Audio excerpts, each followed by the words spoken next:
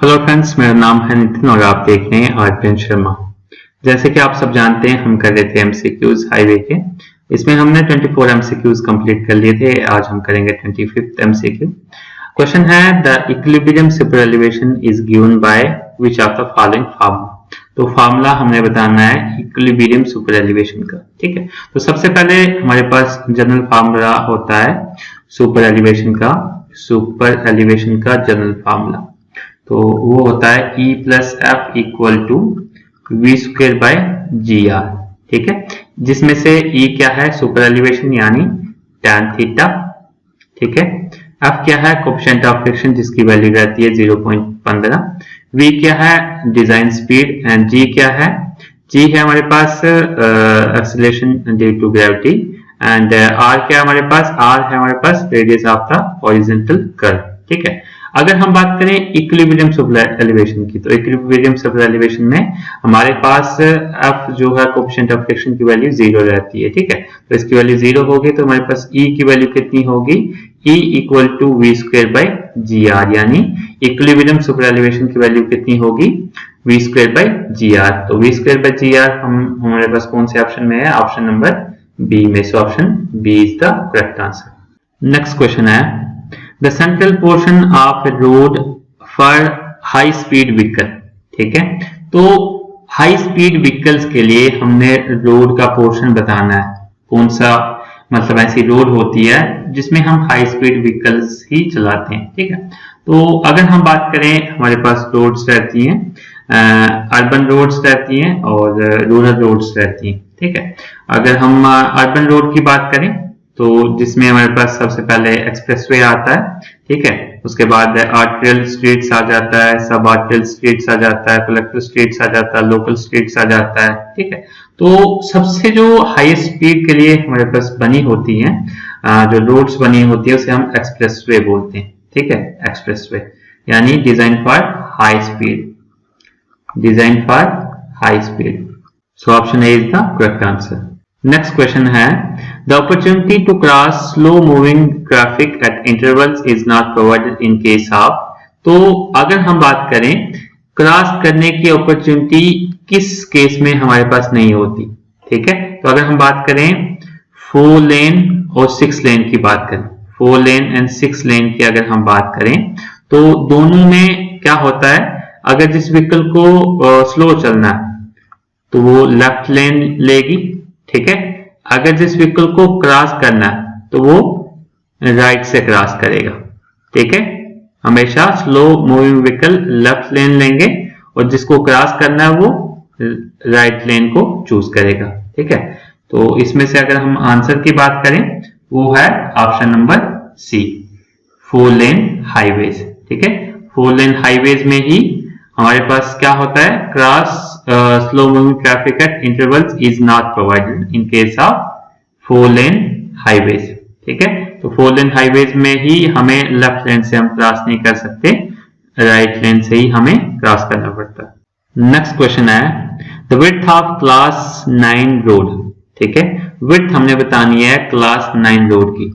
ठीक है, हमारे पास 3 क्लासें रहती हैं। अगर हम बात करें BRO, बॉर्डर रोड ऑर्गेनाइजेशन की क्लासिफिकेशन के अकॉर्डिंग अगर हम बात करें, हमारे पास 3 क्लासेस रहती हैं, यानी class 3, class 5 and class 9। Class 3 की बात करें तो इसकी विड्थ रहती है 1.45 मीटर टू 3.65 मीटर विड्थ, यानी ये क्या है, विड्थ ऑफ रोड। और क्लास 5 की बात करें तो 4.9 मीटर विड्थ रहती है, क्लास 9 की बात करें तो 6 मीटर विड्थ रहती है। ठीक है, तो हमें पूछा क्या गया है, width of class 9 road. 9 road की बात करें तो 6 मीटर, यानी option D is the correct answer. ठीक है, ये है क्लास 5 के लिए, ये है क्लास 3 के लिए और ये है क्लास 9 के लिए। ठीक है, तो ये हमारे पास है। नेक्स्ट क्वेश्चन है, when the breathing capacity of the soil is poor. ठीक है, अगर हमारे पास सॉइल की ब्रीदिंग कैपेसिटी पुअर है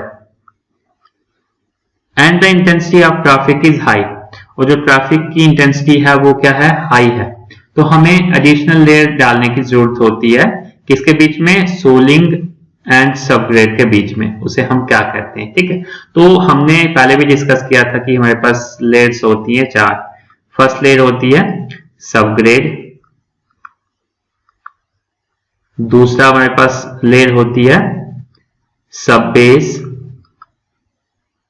तीसरी हमारे पास लेयर होती है बेस कोर्स, चौथी हमारे पास लेयर होती है वीडिंग कोर्स। ठीक है, तो इनमें से अगर हम बात करें तो जो सब बेस है उसे हम मोस्टली यूज नहीं करते, उसे हम ज्यादा तक यूज करते हैं कहां पे, जहां पे हमारे पास सॉइल की बीडिंग कैपेसिटी कम हो और ट्रैफिक की इंटेंसिटी हाई हो, तो उस केस में हम किसका यूज करते हैं, सब बेस का। अदरवाइज हम सब बेस का यूज नहीं करते, अदरवाइज हम सब ग्रेड के ऊपर ही बेस कोर्स और उसके ऊपर ही हम बीडिंग कोर्स डाल देते हैं। ठीक है, तो अगर हम इस पे बात करें बीडिंग कैपेसिटी कम है तो हम ये भी डालेंगे। ठीक है, यानी इसमें हमारे पास जो बीडिंग कैपेसिटी हमने बढ़ानी है तो हम कौन सी लेयर डालेंगे इसमें, तो वो है सब बेस। बाकी लेयर्स तो डलेंगे लेकिन सब बेस भी इसके साथ डलेगा। So option B is the correct answer.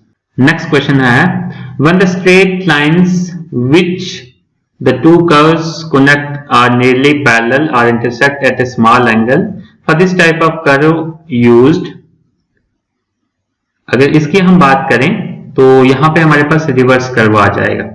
Reverse curve क्यों आ जाएगा हम देख लेते हैं। सबसे पहले हम सिंपल कर्व की बात करें तो सिंपल कर्व कुछ इस तरीके की हमें कर्व देखने को मिलेगी, इस तरीके की सिंपल कर्व देखने को मिलेगी। देन कंपाउंड कर्व की बात करें तो कंपाउंड कर्व में क्या होगा, सिंपल कर्व में हमारे पास एक कांस्टेंट रेडियस r होगा, कंपाउंड कर्व में इस तरीके का एक रेडियस होगा, उसके बाद इसमें दूसरा रेडियस, 2 रेडियस इसमें होंगे। ठीक है, और हम बात करें ट्रांजिशन कर्व की तो ट्रांजिशन कर्व भी इस तरीके से सिंपल ही कर्व होगी, लेकिन यहाँ पे हमें क्या पूछ रहा है, स्ट्रेट लाइन विद 2 कर्व्स, यहाँ पे कर्व्स 2 है, बाकी सब में क्या है, एक एक कर्व है, बाकी सब में एक एक कर्व है, लेकिन रिवर्स कर्व ऐसी है जिसमें 2 कर्व्स है, मानिए इस तरीके की और इस तरीके की, ये आगे रिवर्स कर्व, मतलब एक ऐसे जा रही है और एक रिवर्स हो रही है, मतलब 2 कर्व्स हैं इसमें।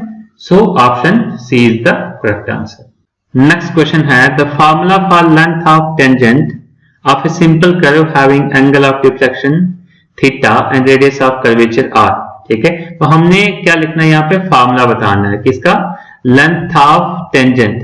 लेंथ ऑफ टेंजेंट का फार्मूला हमने बताना है सिंपल कर्व के केस में, जिसमें डिफ्लेक्शन हमारे पास दिया है थीटा, रेडियस ऑफ कर्वेचर हमारे पास r दिया हुआ है। ठीक है, तो अगर हम बात करें टेंजेंट लेंथ की, टेंजेंट लेंथ की अगर हम बात करें तो उसको हम TL से भी डिनोट कर सकते हैं, TL equal to B into T1, B into T1, यानी इसकी मैं डायग्राम यहां पे बनाऊं तो इस तरीके का हमारे पास डायग्राम बनेगी। ठीक है, ये हमारे पास है T1 फॉरवर्ड टेंजेंट, ये है बैकवर्ड टेंजेंट और ये है B। ठीक है, यहां से लेके यहां तक का हमने डिस्टेंस निकालना है। ठीक है, टेंजेंट लेंथ ये B टू T1 तक, इसका जो फॉर्मूला रहता है वो रहता है r tan theta by 2, r tan theta by 2, r tan theta by 2 अगर हम देखें ऑप्शन में तो ऑप्शन सी में है हमारे पास, so option C is the correct answer. Next and last question है इसमें, the camber consisting of two straight slopes. ठीक है, एक ऐसा कंबर जिसमें हमारे पास 2 स्ट्रेट स्लोप्स हैं, and joining at the centre, जो ज्वाइन कर रहे हैं सेंटर पे, उसे हम क्या बोलते हैं, कौन सा कैम्बर बोलते हैं। ठीक है, तो उसे हम बोलते हैं स्लोप्ड कैम्बर। ठीक है, तो हम देख लेते हैं स्लोप्ड कैम्बर क्यों बोलते हैं। सबसे पहले हम बैरल कैम्बर की बात करते हैं, तो इस तरीके का होगा बैरल कैम्बर, ये इस तरीके का बैरल कैम्बर होगा। बैरल कैम्बर को हम मतलब इलिप्टिकल और पैराबोलिक शेप में रहता है बैरल कैम्बर। और कंपोजिट कैम्बर की बात करें तो कंपोजिट कैम्बर मतलब स्ट्रेट, ठीक है, और यहाँ पे पैराबोलिक। ठीक है, ये आ गया composite camber. Then straight camber की बात करें तो स्ट्रेट कैम्बर सिंपली हमारे पास ऐसे स्ट्रेट लाइंस होंगी, ये आ गया स्ट्रेट कैम्बर। अब स्लोप कैम्बर की बात करें तो स्लोप कैम्बर भी स्ट्रेट कैम्बर हम इसको कह सकते हैं, लेकिन अगर स्लोप कैम्बर की अगर हम बात करें इसमें स्लोप ज्यादा होगा।